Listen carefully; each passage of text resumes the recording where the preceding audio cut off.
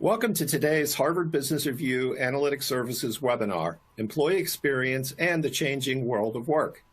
I'm Alex Clemente, Managing Director for Harvard Business Review Analytic Services, and I want to thank all of you for joining us today. And I'd also like to thank SAP for making this webinar possible. Today, employee experience is the new customer experience, with organizations in the Asia-Pacific region competing for a finite pool of talent, successfully attracting and retaining top talent for continued business performance and growth depends on delivering a sophisticated and personalized employee experience. Companies that invest in improving employee experience can expect employees to become more efficient, more productive, and more fit for a dynamic future. To get there, organizations need to look beyond digital tools and towards a large-scale change management. During today's webinar, we're going to share insights from a recent Harvard Business Review Analytic Services white paper that looks at successful business transformations among several leading Asia-Pacific companies. I'll be speaking with Aadesh Goyal, who is the Chief Human Resource Officer of Tata Communications, and Aaron Green, who is the Senior Vice President and Head of SAP SuccessFactors in Asia-Pacific and the Japan regions. We will be discussing accelerating trends in talent management, the multifaceted goals of employee experience programs, and the metrics that measure success, why human resource teams must change how they operate to enable employee experience transformation, how to use technology to improve employee experience, and lastly, how leading Asia-Pacific companies are transforming their businesses through employee experience. As a reminder, we are live. This is an interactive webinar, so if you have questions or comments at any time, just type your question into the Q&A chat box. If you would like us to ask your question anonymously, please let us know. And if you need help at any time, click on the yellow question mark help icon. This webinar is being recorded. Aadesh and Aaron, thank you so much for being with us today. Let's start with you, Aaron. I'd like to ask you a table setting question. How do you define employee experience? And in particular, what are some of the key performance measures to track? How does it transforming HR? And what are some of the HR KPIs that may be changing to measure the impact of employee experience? Sure. Well, that's a big table setting question, Alex. And thanks again for having me, and thanks for everybody for joining us today. We're excited to have you here. I think the best way that we think about EX is that it's really the sum total of all of the experiences that an employee is exposed to during their tenure with an organization and in the process of getting work done. And beyond that, I think employee experience now goes into things like life events, because the lines between work and personal life are blurrier than ever. It's really about what an employee thinks, what they feel, and what they experience at work. And the aggregate of all of these experiences is really what adds up to either employee engagement or employee disengagement. But the key performance metrics have changed, because often organizations try and focus on or measuring EX through feedback surveys that are just around employee engagement. But what we need to do is we need to think more holistically and think about every single touch point and every single interaction that an employee has with the organization, not just once or twice a year surveys. We have to look at the moments that really matter for an employee in real time, and the moments that happen during the flow of work itself.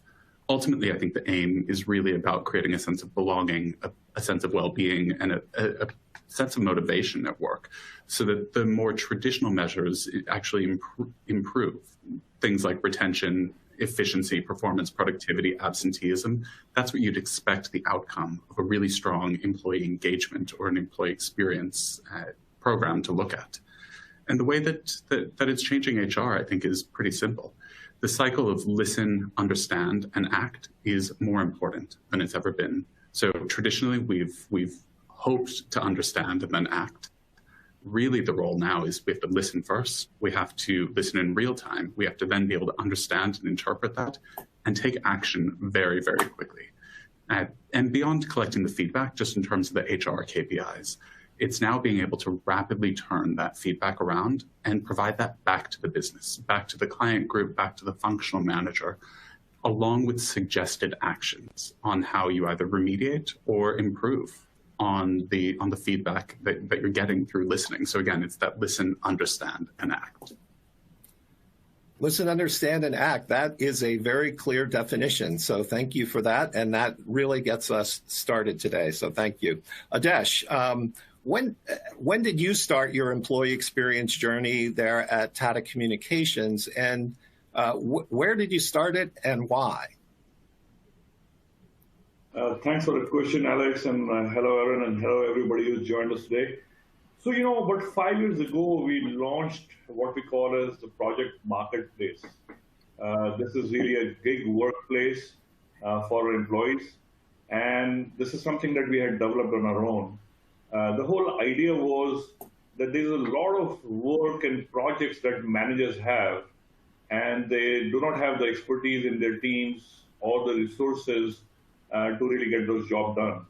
And there are lots of employees who want to do stuff more than what their KRAs are in their day job, or they want to learn new stuff by doing it, right? So we really created this so that any manager can post any project there, and any employee can, really say, I want to do it, and then the two can get together and decide if it's a deal.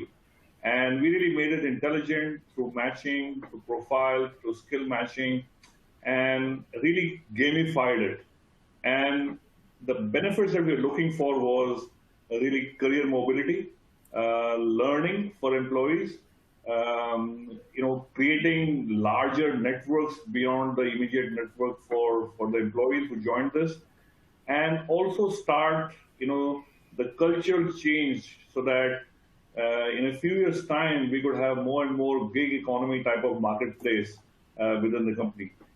Later, we also integrated one of the world's largest freelance forums into the project marketplace. So a manager could decide whether they want to get this work done through an employee who wants to volunteer, or they want to post it and get it done through a paid freelancer. And we actually went ahead then to integrate a workforce planning system, which allowed a manager to convert an FTE budget into an OPEX budget, which they can then use to, get this work done. And what we have seen is really an amazing engagement. Typically on an yearly basis, we see about 2,000 employees who engage and do something in Project Marketplace. We have already done 200 plus projects through external volunteers, external freelancers. So I think it's been great. And, for example, if you are somebody who knows, things about analysis and MIS and dashboards, but you want to go towards big data, but you don't really have any opportunity to do that. And if a manager has some work like this, and they're looking for this expertise, what we have seen is they're willing to try with a novice, who's new to something. And we had also integrated it with a learning portal. So people who showed interest towards data science, for example, or big data, they would start getting alerts about what programs, they could take, what type of a learning they could undertake to go towards that. A lot of our rewards when you use your gaming points were related to, free courses that you could do to learn more. So overall, we wanted to create a consumer-grade experience for employees, really meet a latent need which nobody had expressed, and really create a change for the future. And lastly, we wanted to create the expertise related to employee experience, use of tech, and product management within the HR team, because we thought that's what the future is going to be. Alex? That's great. And you mentioned that this extends to external freelancers as well, yeah? Yes. So you were sort of propagating the gig economy, creating it to a certain degree. And I love the comment about, creating a consumer grade experience for your employees. And so every company really has to start somewhere. So I'm sure that this has been a really useful example for our audience today.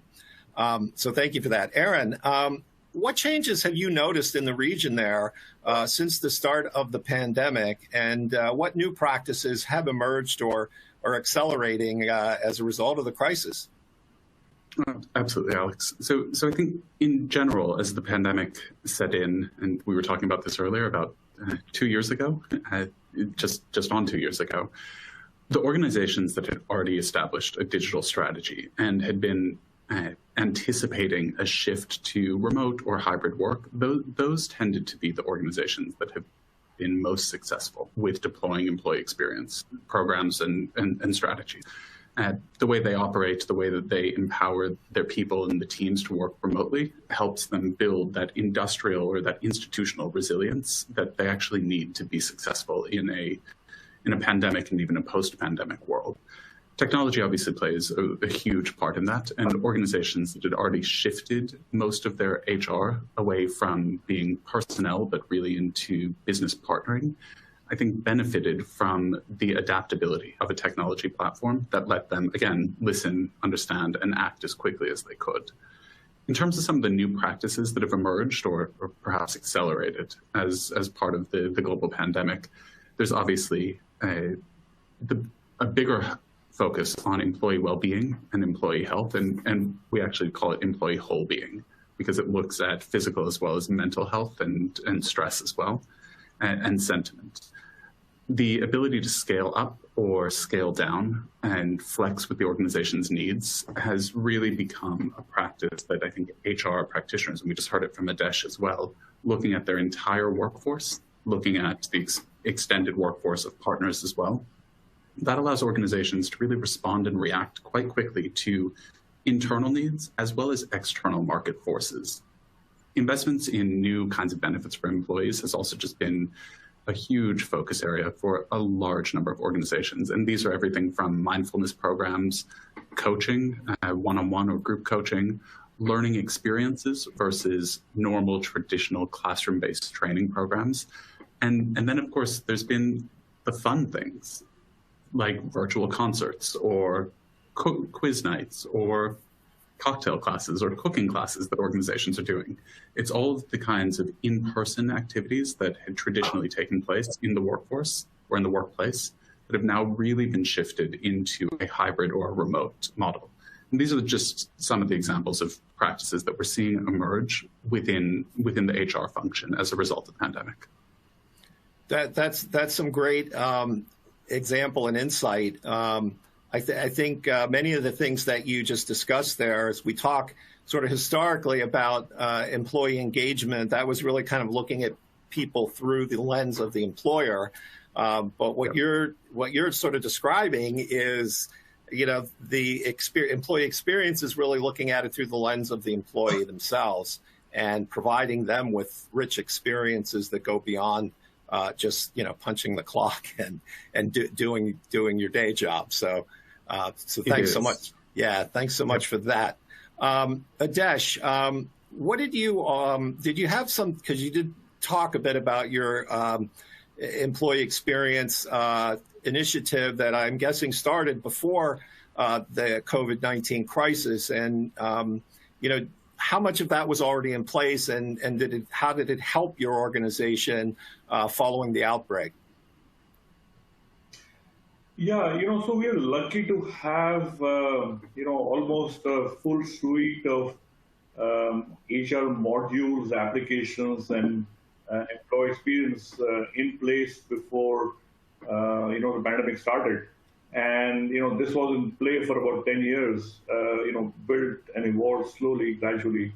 So I'd like to give you 2 examples based on the question that you're asking, Alex, that, when we are working on a 3-year plan, for the year 17, 18, 19, in the year 2016, we're talking a lot about transformation of the business, and we're talking about stuff that we had not worked on. And as we started to dive into it, we realized that we're going to need a lot of new skills and capabilities in the business. And then I personally interviewed all our CXOs, and I spent about 4 hours each of them over a period of several weeks, and figured out that this need is real, but nobody knows exactly what are we going to need, when are we going to need, where are we going to need, and what quantity we are going to need, right? And obviously you can't expect people to nail down everything, what they're going to need in future right there and then. And that's when the idea of creating an on-demand learning platform came to us. And we really took inspiration from Netflix, and really the project code that we gave this program was LearnFlix. And thank you to Netflix for inspiring our thinking. And we couldn't find such a product at the time in the market, so we went ahead and built a simple prototype in-house using SharePoint and a few other tools and technologies, and we launched it within 4 or 5 months of conceptualizing it. We said, okay, this is an experiment, and if we fail, that's fine, but we'll at least find out. To our pleasant surprise, almost shocking, we saw people using it in a really amazing way.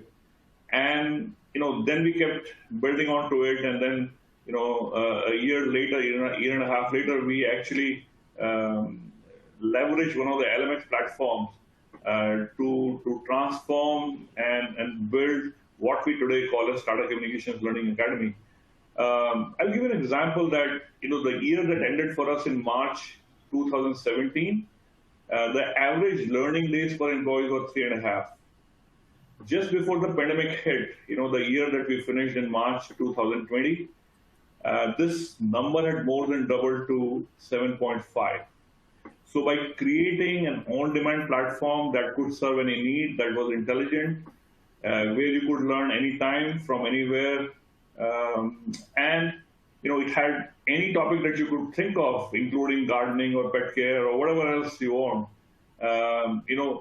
that much consumption increase. We saw from the data that people are actually learning while they're away from office. They're learning while they're in personal time, while they're waiting at airports or even commuting.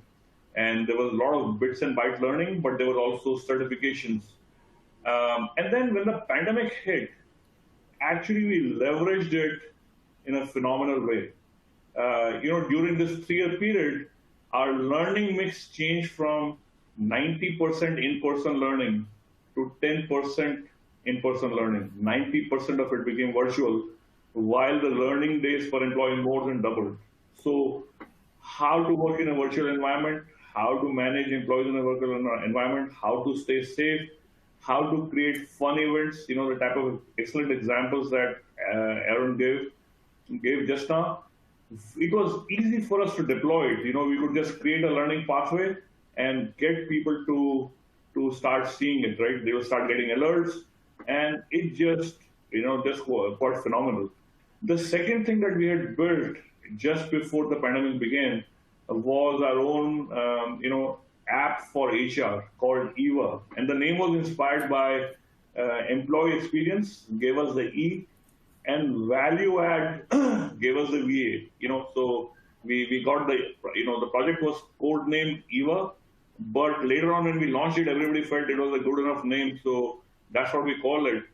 And basically it brought some functionality, including learning through this map. So through this app, we made available the Tata Communications Learning Academy here. And when the pandemic hit, we quickly added new features for us to deploy health and safety related stuff, to do check-ins, to ask for support if somebody was sick, etc., etc. And within a matter of weeks, the deployment of this was about 20% employees were using it. And after the pandemic hit and we started leveraging it to support people during the pandemic, we saw nearly 100% people, employees in 40 countries using it. So those are the two things that truly helped us because we already had them. Alex? Yeah, thank you. That was very detailed, and you actually, we're getting some great questions in from our webinar audience, and I think you kind of touched on.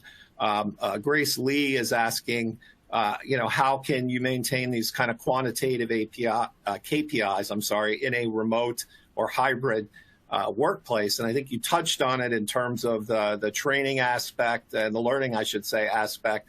And also, you touched a bit on the engagement. Are there other KPIs, and is it easier or more difficult to do in a remote hybrid environment? So, I think that is a question for me, Alex? Yes.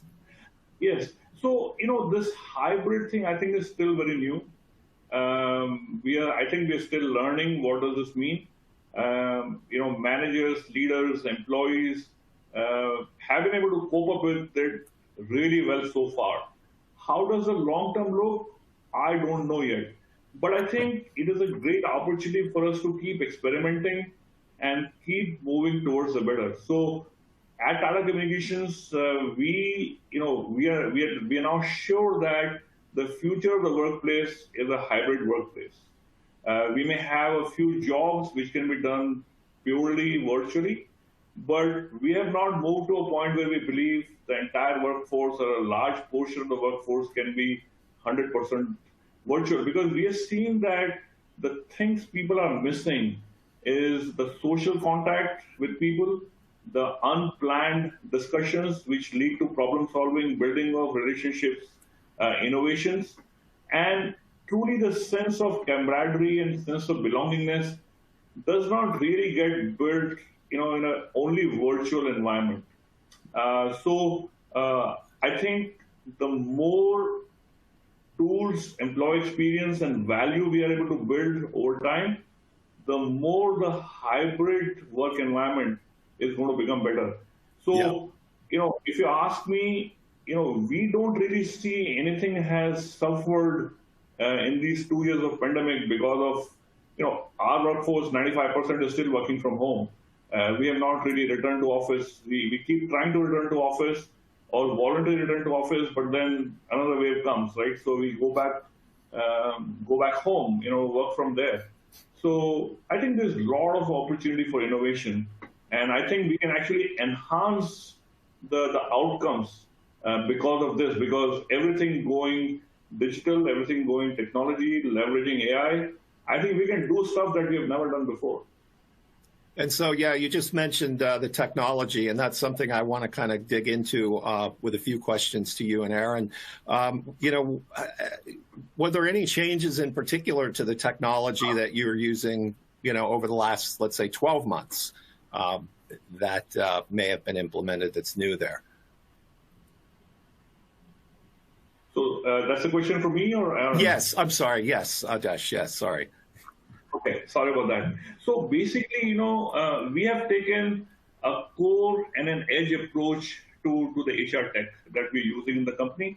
The core for us is really SAP SuccessFactors that we deployed about 11 years ago, and over time, we're using most of the modules that SuccessFactors has. But in the last 7-8 years, we also started to see some things that we wanted to do, but those were not readily available in any off-the-shelf solution. So we started building some on our own. We started to work with startups, very, very early stage startups, and really today, the core that we have is SuccessFactors, but we use 40 plus other applications that are integrated to SuccessFactors. And these, for example, for more than 4 years now, we're using AI-based recruitment solution that really helps us to leverage machine learning and AI for everything that we do. In terms of hiring, it's creating better quality of shortlisting. It is helping us speed up hiring, et cetera, et cetera. So that's really the approach that we've taken. And we want to use more and more of AI into this, more and more use of big data, data science for predictive analytics, because we need to move from looking at dashboards to creating action-oriented dashboards, which are available to all employees, all managers, all leaders, so that they can use that data to create new outcomes, rather than just looking at the litmus paper and say, is it red, or is it blue, or it is white? And one of the new things that we have just launched recently is called Talent Central. So basically, we have combined learning, combined talent mobility, combined talent management, combined hiring into this, and this is available to all employees in whatever role they're doing. So, for example, if you're a manager, one of your members has resigned from your team to go into another job with some other team in the company or outside, the system will automatically start prompting you employees in your team or other teams around the world who could be successful for this role. Or if you're an employee, you start getting what are the future roles you could do. Those are some fantastic examples. I want to now kind of go back to Aaron. How would you say technology enables effective employee experience, and what are some of the key requirements that HR managers need to look for when they're investing in new technology? Yeah, absolutely, Alex. So firstly, I think an integrated technology approach to EX means that instead of maintaining a separate employee listening tool to send engagement surveys, that we actually start gaining sentiment or gathering sentiment of employees in the flow of their work. So for example, it's really nice to do an annual employee survey, but what if we looked at it differently? What if we said instead, during the recruiting process, we are asking candidates how their experience has been so far and what we could do with that data actually during the recruiting process, as opposed to collating it way at the end and then trying to devise a program to address it for future candidates. Or we could ask employees for immediate feedback about their learning experience after taking a course. So again, you can see that when we start putting employee experience at the heart of everything that we do, and we start listening at every step or every touch point for an employee, it becomes quite different in terms of the richness of the data set that you get. And what that means is that data doesn't stand alone from all of your other HR data, but we can actually combine the sentiment data with other employee data, so we can start seeing integrated insights, like what is the learning experience of my new hires and how productive are they? How quick to productivity do they become? Or how well does my performance management system work, especially for managers or leaders who lead other managers?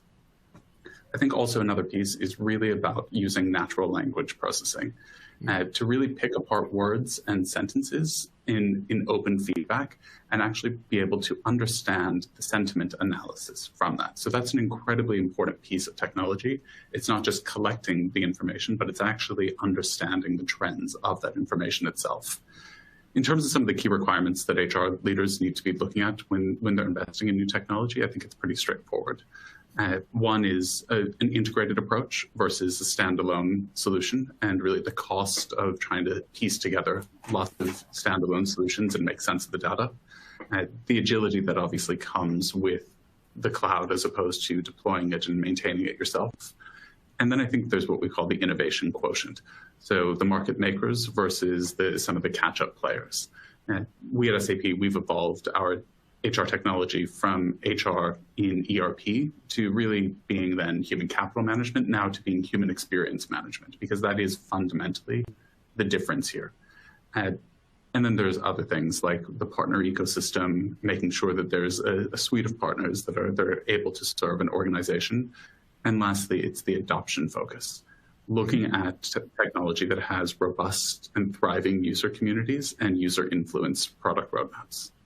That's a great point, the whole adoption thing. And is that something that I would imagine organizations need to keep track of, right? To know that it's one way to know if you're actually getting through, right?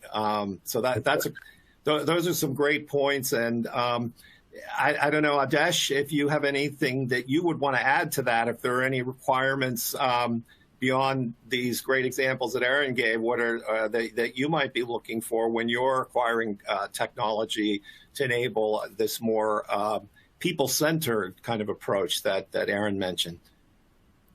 So, I agree with everything that Aaron has, said just now, and he's brought the core of what we need to do.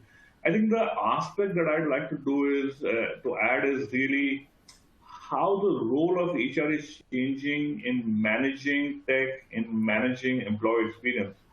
So I believe that we need, product management expertise within HR. What I mean by that is that rather than just launching a new feature or a new module or a new functionality, we need to really take a product management approach. Right? There's a problem that you're trying to solve, and as a product manager, success means that problem is getting solved. Which means you need to know how to visualize a product. You need to know what problem you're trying to solve, what the issues are. You need to be able to define the requirements and roadmap. You need to be able to figure out what tech and solutions are needed to solve it. You need to be able to then promote it, market it, create user experience.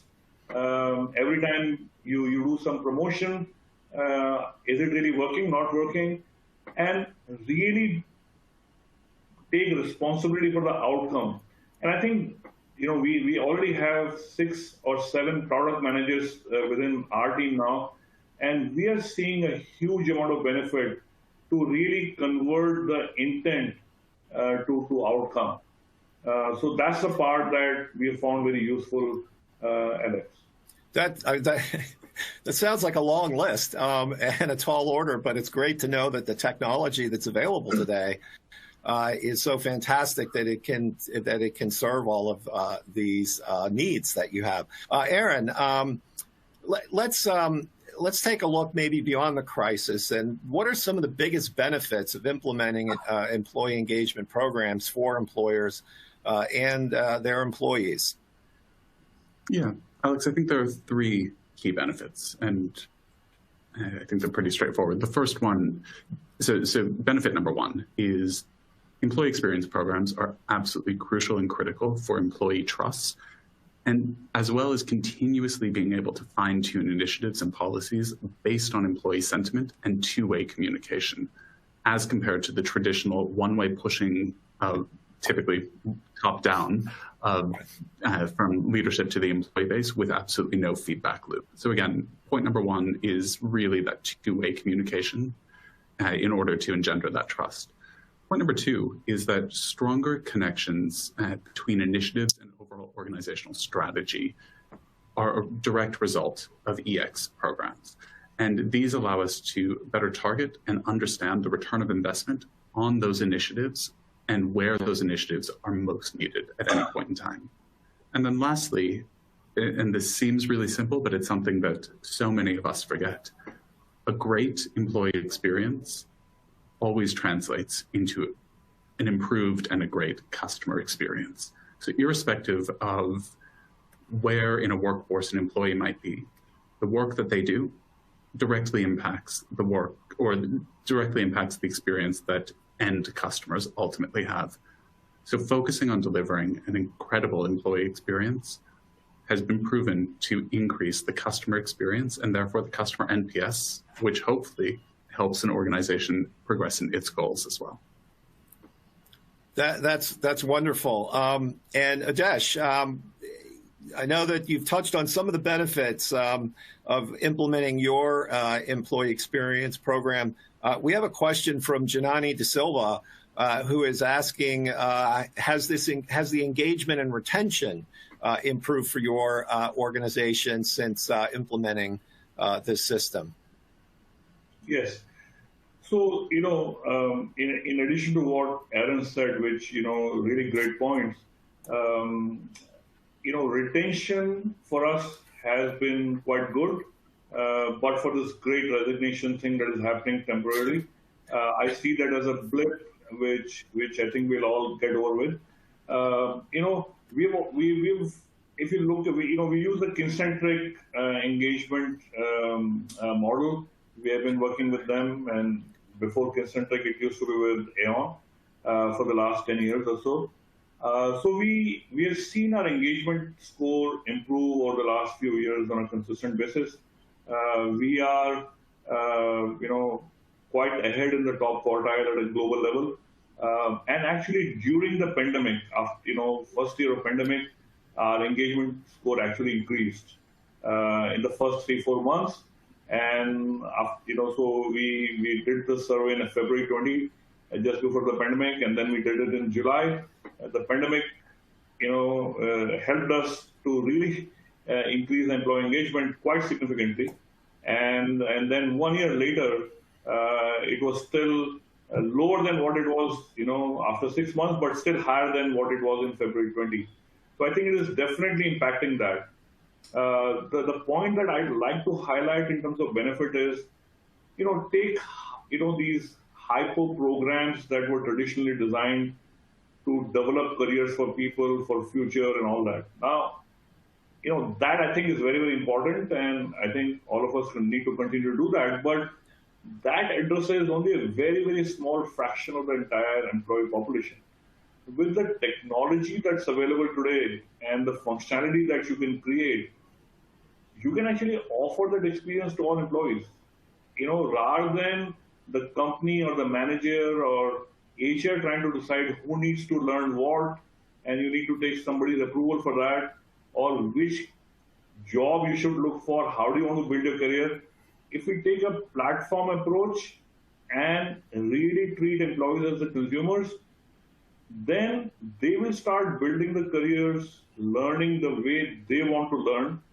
And we have to somehow figure out a way to make sure that people know what type of careers are available in the company, so that, people, it's like a long journey or a short journey, right, of lots of boats going towards their destination.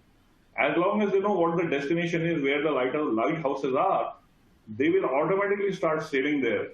So that is some of the work that we have started now, how to bring all this together and leverage, the 12,500 minds all over the world to figure out where they want to go, and then use that to create the staffing strategy and new capabilities of the company, rather than the other way around. So really push as well as pull.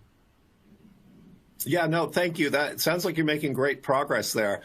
We got another great question. I want to put this one to Aaron first, from Melinda Ann Tyndall, who asked, do you see employee engagement and experience continuing to be owned in the HR space, or is it possibly transitioning to a more dedicated business function across the organization, similar to CX teams, customer experience teams that are kind of multifunctional? Yeah, and it's a great question, Melinda. I think the reality is it's going to be organization to organization, but my belief on this is that HR teams and HR leaders are really the custodians of employee experience. That doesn't mean that they need to dictate the way in which employee experience occurs, but in terms of being able to set up the capability to listen, understand, and act, I think that will remain with HR. I think the thing that most organizations have started to do is create employee experience champions within the relevant functions of the business. So, for example, educating people leaders on what it means to bring in a new hire and the experience that we want that new hire to have. Or educating customer experience teams around managing, or call center teams, for example, managing stress and fatigue. So those are things where where HR can create the framework. They can make sure that the capability to listen, understand, and act is there, but also really creating those champions within the organization who will bring employee experience into the DNA of the way that organization runs. No, that makes perfect sense. I think you're suggesting, people leaders, not just at the top of the organization, but throughout, vertically, horizontally throughout the organization as well. Yeah. Exactly. Aadesh, would you care to add anything? I know you are a chief HR officer. Do you see this becoming encroached at turf on HR, or is it just more of HR having greater influence on the future people strategy in the organization? Actually, I think personally we shouldn't care where it sits, right? And like Aaron said, it will depend on each organization, how do they visualize it. I think the most important thing is that, whoever does this cannot do this in isolation. So there is a company view in terms of how employees are experiencing the company, how do they see the company, what's the vision, what's the strategy, do they look at the purpose of the organization and stuff like that, right? I think the second part is how is the work environment, culture, policies, and that's the second angle there. And I think the third one is manager. So if you see, a manager is really the one who influences employees' experience in his or her team the most. So unless we work with all these key stakeholders, right? The CEO, the CXOs, the board on one side, the HR team on the other side, and all the managers on the other side, all of the three stakeholders or sets of stakeholders need to collaborate very, very effectively. And only then, an engagement journey can become useful and impactful. That's great illustration. Thank you for that. I want to get to another angle, and that is, and start with you, Aaron. Since 2020, we're seeing that employers the world over are paying greater attention to diversity. How does diversity of a workforce affect the way that employee experience programs are or should be implemented? And how does an effective EX strategy help to manage that diversity, especially in a region that's so diverse as the Asia Pacific region?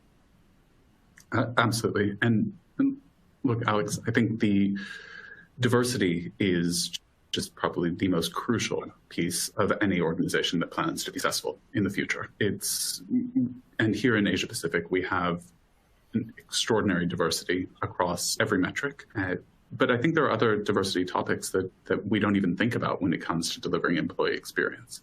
So being able to listen to employees really requires an organization to listen to all employees and to provide and give all employees a voice.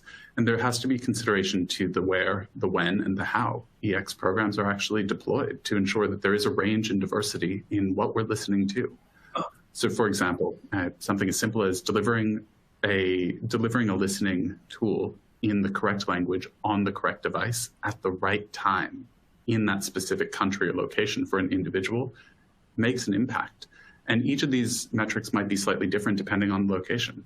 Something as simple as Android is used at approximately 83% of all users in Asia, whereas Android only has about 59% market share in Australia and New Zealand. So really making sure that your technology works on a diverse range of platforms.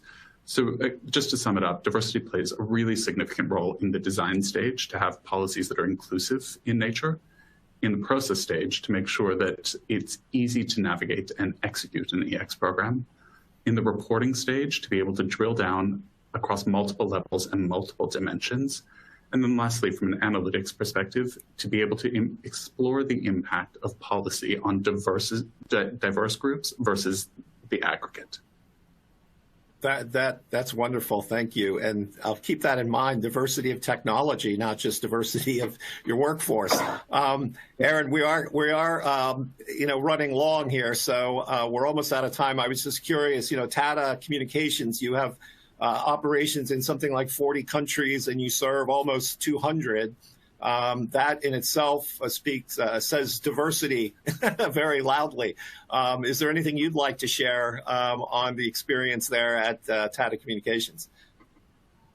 Yes, so, one of the things that we have followed is, if you look at the whole world as a macrocosm and the company as a microcosm, how do you replicate the macrocosm in the microcosm? So we have done that by hiring local people in all markets to the extent possible.